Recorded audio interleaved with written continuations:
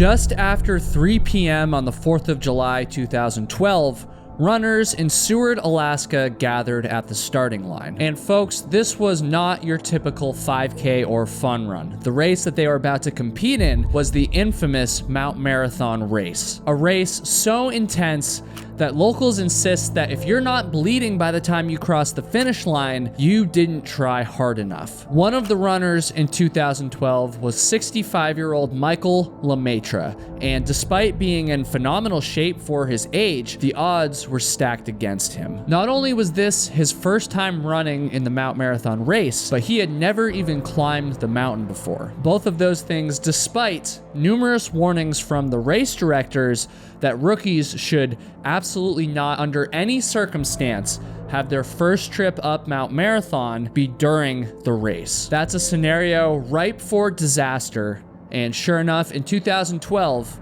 disaster struck. One racer lacerated her liver, another broke his legs and damaged his brain, and a third racer, the aforementioned Michael LeMaitre, disappeared off the face of the earth right after this photo was taken, and he has never been seen dead or alive since. How the hell was it possible for a man to vanish during a popular race? Were the race organizers to blame for his disappearance? And even with better organization, was the Mount Marathon race simply just too dangerous to go on? Lawsuits quickly followed the 2012 disaster, and people began to choose sides. Some argued that the race organizers had in fact failed LeMaitre, and at the very least, serious race changes needed to be made, and at the most, the race needed to be shut down entirely. But then again, others argued that the danger is part of the allure and tradition of the race, and that every runner, including LeMaitre, needed to be prepared for that. Safety versus thrill, improvement versus tradition. These are the things that were debated following the infamous 2012 Mount Marathon race. And at the forefront of all these debates in Seward, Alaska, were these two simple questions. How the hell and why the hell did a man vanish halfway through a popular mountain race? This is the controversial story of the 2012 Mount Marathon race and the disappearance of Michael LeMaitre. Folks, this is a bizarre and very controversial one. When I first learned about this case, or I guess more specifically when I learned that there was a disappearance during a race, I assumed it was going to be the story of an ultramarathoner disappearing from like a remote trail when he was like 50 miles into the race, or just some extreme scenario like that. So when I learned the real details about the Mount Marathon race, I was shocked, to be completely honest. Oh, and by the way, if you guys couldn't tell already from my voice, I am sick right now and not feeling too great, but the show must go on, and so hopefully my voice doesn't sound too messed up, and I promise I'll be back to normal next week. But yeah, this is a complicated story, and there's also some simple lessons and takeaways from it that I'm going to be highlighting in this video, as I always try to do. And it's for that reason that I'd like to thank Aura for making this video possible in the first place. Folks, I'm going to be brutally honest with you here. Your phone number, your address, your full legal name, and much more is likely publicly available on the internet for anybody to see. And if you don't believe me, go ahead and type some of those details into Google. The results that come up will probably shock you. These people called data brokers are selling your private information online, and these scumbags, well, they're making bank off of it. I am sick right now, and I'm also sick of these data brokers. They're the reason why, for instance, you get so many of those spam phone calls, or they're also the reason why I personally, and probably you too, have received tons of spam texts over the years, often containing malicious links and like phishing attempts. It's super sketchy stuff, but thanks to Aura, I don't have to worry about this anymore, and that's because Aura gets your private information off of the internet. Aura can identify the data brokers who sell your information publicly and submit takedown requests, which these data brokers are legally obligated to comply with. Aura also provides you with amazing online security tools such as a VPN, antivirus software, identity theft insurance, and much, much more. And one of the coolest things about them is that you get all that they have to offer with just one app for one affordable price, which is amazing. You don't have to go out and buy a VPN and an antivirus and all these things individually, and also pay for them individually. All you need is one app on each device, and you get it all for one affordable price. So with that said, I want you to think about this. You can either let people continue to exploit and profit off of your private information, or you can go to aura.com/KyleHatesHiking and get yourself a 14-day free trial. You can also click the link at the top of the description. Folks, it's time to take your online security seriously. One more time, aura.com/KyleHatesHiking. Go get that free trial. And guys, when you click on that link, you'll be doing this channel a massive, massive favor, and I really appreciate it. So with that said, let's get into the story.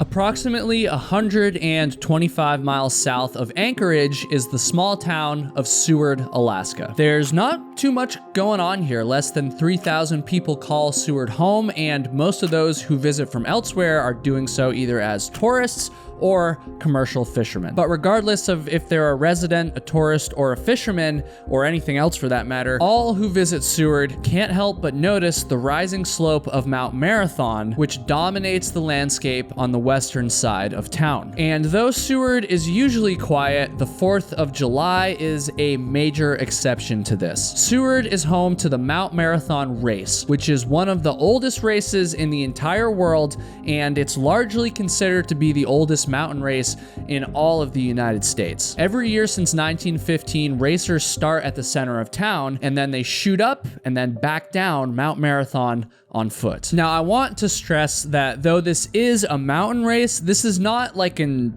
ultra marathon, which I feel is what people usually think of when they think of foot races in the backcountry. Rather than being 30, 50 or even more miles long, the Mount Marathon race is only about 3.1 miles, or just about equal to a 5K. This race, however, is definitely not your typical 5K. I think it's safe to say that it's far more intense and even dangerous. I'll explain very soon why that's the case, but for the moment, I just need you to take my word for it. The challenge and perhaps the danger are what make the Mount Marathon race so unique and what draws in its runners. There are a lot of people that want to compete in this race, so many that they actually have to use a lottery system to determine who will be allowed to run each year. And prior to the summer of 2012, one of the lucky winners of this lottery was 65-year-old Michael LeMaitre. Michael LeMaitre was no stranger to pushing his limits and honestly, his luck. It's reported that in the 80s, he signed up for a 210-mile cross-country ski race as an excuse to learn how to ski. Another time, he and a friend sailed off of the coast of Alaska from Anchorage to Homer, some 120 nautical miles, in a leaking, jerry-rigged boat. And that's just the tip of the iceberg. Michael clearly enjoyed the risk, and to his credit, he did manage to survive it all the way until the age of 65. After all of the things that he had been through, a 3-mile, heavily regulated race must have not seemed to be that extreme, right? Now, I don't know exactly what was going through his head. I'm just taking a guess there, but one thing that's not a guess is that the Mount Marathon race is quite extreme. In fact, when Michael LeMaitre received the letter congratulating him on winning a spot in the race, the letter came with a warning. Quote, "Do not make the July 4th race your first trip up Mount Marathon." The Mount Marathon race starts in downtown Seward, and it then winds through the streets of the town for about a half mile before it finally enters the woods. From there, the course goes straight up, gaining some 3,000 feet over loose shale and mud while weaving in between cliffs and drop-offs. Then, once the climbing is done, runners reach a false summit known as Race Point, and once there, they have to turn around and make their way back down the mountain over snowfields, waterfalls, and many of the same cliffs they dodged on the way up. While climbing up to Race Point might be the most physically taxing part of the race, the speed and sometimes lack of control that racers experience on the way down makes descending the most dangerous part. The Wikipedia page for the Mount Marathon race even says, quote, "It is not uncommon for the racers who finish to cross the finish line injured or bleeding bleeding and covered in mud. In addition to the challenges and dangers I just mentioned, racers must also contend with inclement weather. The race organizers apparently take pride in not canceling the race due to poor conditions. In fact, my understanding is that the only times the race has been canceled was either due to war, financial depression, or pandemic. And since this is Alaska we're talking about here, it almost goes without saying that wildlife is another potential hazard of the Mount Marathon race. Though I imagine incidents with wildlife are rare, I did read at least one account of a racer escaping a less than pleased bear. So, given everything I just presented to you, it might be easy to call for the end of the Mount Marathon race before we've even gotten into the details of the 2012 event. And to that I'll say the race may be too dangerous for some people, maybe even for most people, but for others, especially folks similar to LeMaitre, the danger of the race is almost what makes it fun. The brutality of the race certainly makes it unique, and sometimes a bit of risk is worth it in order to feel alive. After all, if we wanted to just play it as safe as possible, we could just sit inside all day and never do anything. That would definitely be safe, but it wouldn't be very fulfilling, would it? It seems as though the runners of the Mount Marathon race are more than happy to accept some level of risk in order to be a part of something special. There's also a lot of people who, at least on paper, have no objections to the race, but they sure as hell wouldn't want one of their loved ones competing in it. Now, I can't say this with certainty, but that seems to be how Michael LeMaitre's family felt leading up to the race in 2012. His wife and daughter reportedly tried to convince him not to run, but Michael didn't listen. And thus, on the 3rd of July, 2012, he, along with his wife, found themselves at a pre-race safety meeting in Seward, Alaska, the night before the race was going to take place. At this meeting, there was allegedly yet another warning to those who had never hiked up Mount Marathon. One of the organizers was reportedly quite blunt with the audience, actually, saying, quote, "If you have not been up that mountain before, you should consider going home right now, and you should not be in the race." Michael LeMaitre's wife apparently doesn't remember hearing this warning, though there were several others at that same meeting who do. It's unclear to me exactly what went on here, but we do know that the Mount Marathon race organizers made a considerable effort to warn first-time runners about what they were about to undertake. And so the next afternoon, on Independence Day 2012, Michael LeMaitre, along with 175 other racers, began their charge up Mount Marathon. They started running,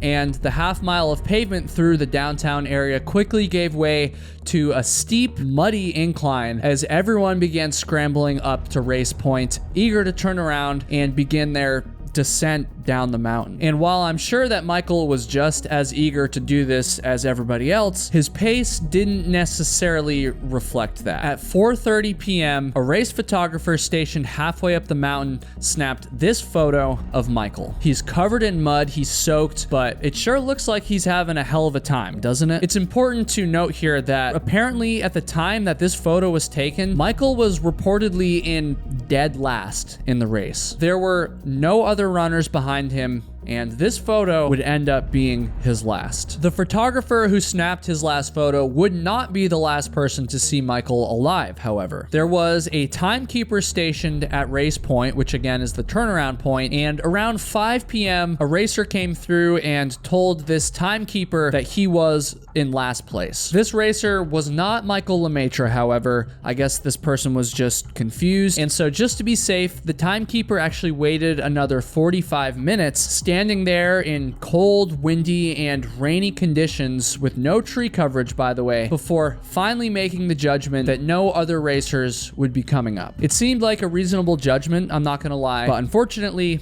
it was wrong. After descending about 200 feet below race point, this timekeeper actually noticed a man dressed in light running clothing that was still slowly making his way up the mountain. And one thing to note here, I got some conflicting reports about whether there was just one singular timekeeper or if there was like a group of multiple people. I'm not really sure. But either way, the timekeeper and this final runner still making his way up were not face to face, but were rather about 100 yards apart on different routes. clouds. But they were above the tree line, and so the runner actually yelled out and asked if it was too late for him to finish, to which the timekeeper told him it wasn't. Once again, they were only about 200 feet below the turnaround point, and despite the bad weather, it was still apparently visible through the clouds. Though the man was moving slowly, the timekeeper didn't notice anything that suggested that he was in distress, and the runner didn't ask for any help. The timekeeper shouted out and asked him for his bib number, to which the runner replied 548. The timekeeper apparently texted race organizers that were back in town and told them that this last racer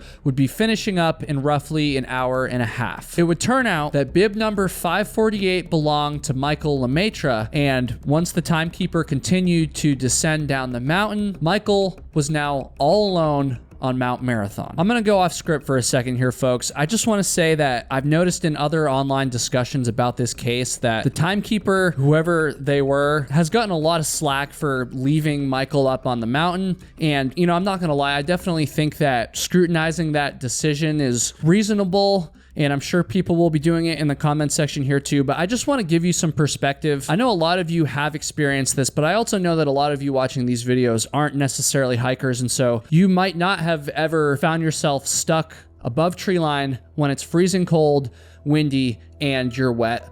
I'm just going to tell you, it's extremely uncomfortable. It sucks. And again, while the timekeeper probably should have waited for Michael or turned him around or something, I don't know. I'm not here to make that judgment. I can also understand why this person or people wanted to finally get out of the bad conditions and finally get back down and get warm and get clean and honestly get into a safer spot. So just something to keep in mind. By 8 p.m., Michael still had not finished the race, and his wife was now starting to get extremely worried. It's at this point that she alerted the authorities, and a search was started almost immediately. And I think that's an important detail to note, by the way, because in so many of the cases I cover on this channel, searches aren't started until like days after somebody was last seen. Starting a search only hours after they were last seen, like happened in this case, greatly increases the chances of finding the lost person alive. One thing that was decreasing the chances, however, was the weather. Even though it was in the middle of the summer, remember, this is Alaska we're talking about. It was raining, it was foggy, and it was cold, and since Michael was only dressed and equipped to be out for a few hours, he was definitely not prepared to spend the night outside. Hypothermia was a very real concern. In the hours following his disappearance, helicopters scanned the mountain using infrared technology, and investigators on the ground tried to theorize about where Michael could have wandered off course. They wondered if he had missed the turnaround point and actually continued further up the mountain away from civilization, or if he had turned around in the right spot and then had an accident while descending the dangerous slope. The search for Michael continued for 4 days, and 0 clues were discovered. I'm talking absolutely nothing. Part of the search was even featured on the TV show Alaskan State Troopers, but unfortunately, like I said, 4 days and no clues. And so after that, the Alaskan State Troopers called off the search, but the Seward Volunteer Fire Department, as well as Michael's friends and family, pressed on. They looked over aerial photographs, and they even brought in cadaver dogs. That's never a good sign, and it seemed at this point that they were likely looking for a body, and the chances of finding Michael alive were very, very slim. Weeks went by, and still with no sign of Michael, the unofficial search slowly dissipated. It's also my understanding that at some point in the weeks, or I don't remember exactly, months, I'm going off script here if you couldn't tell, that followed his disappearance, eventually his family had him legally declared dead. And as this happened, and as the search slowly dissipated, controversy was starting to brew about the 2012 Mount Marathon race, both in relation to Michael, but also in relation to its lack of safety generally. Michael LeMaitre's disappearance was not the only serious accident in the 2012 race. A female Iraq war veteran was descending during the women's race and she accidentally slid off a cliff. This resulted in several broken ribs and a lacerated liver. And as if that wasn't bad enough, later that day, another runner, this time a man, fell off the same exact spot, breaking his legs and suffering severe brain damage. So all that in addition to LeMaitre's disappearance and presumed death, obviously a lot of questions were starting to be asked about the Mount Marathon race. Was there anything that the race organizers could have done to prevent these accidents? Should the timekeeper or timekeepers have told Michael LeMaitre to turn around even though he was only 200 feet away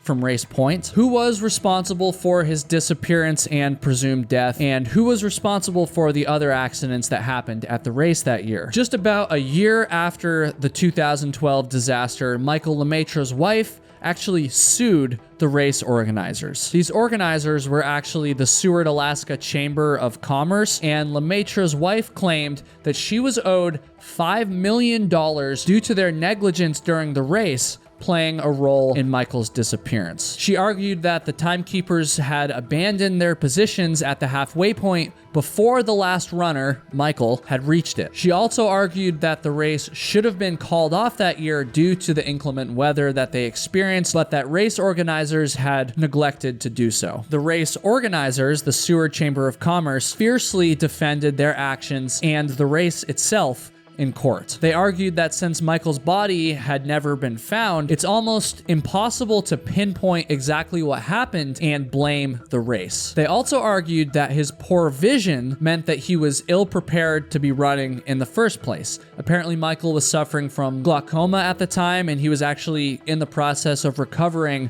from a recent eye surgery. I will note that Michael's wife pushed back against this and claimed that his vision was improving. The race organizers' strongest argument was that Michael, and every other racer for that matter, had been warned repeatedly about the dangers of the race. Every racer was told very specifically that they should not attempt the race if they had never climbed Mount Marathon before, and racers also signed a waiver of liability in order to compete. Michael LeMaitre did not heed the race's warnings about first-timers who had never climbed the mountain before. Ultimately, the lawsuit ended up being settled for $20,000, far less than the original $5 million that Michael's wife was asking for. The accidents in 2012 also resulted in a few safety changes made to the race itself, most notably that racers are now kept away from some of the dangerous cliffs. There's also a time limit for racers to reach the halfway point, I'm assuming to prevent any stragglers from getting left behind again. And apparently the racers are also monitored much more closely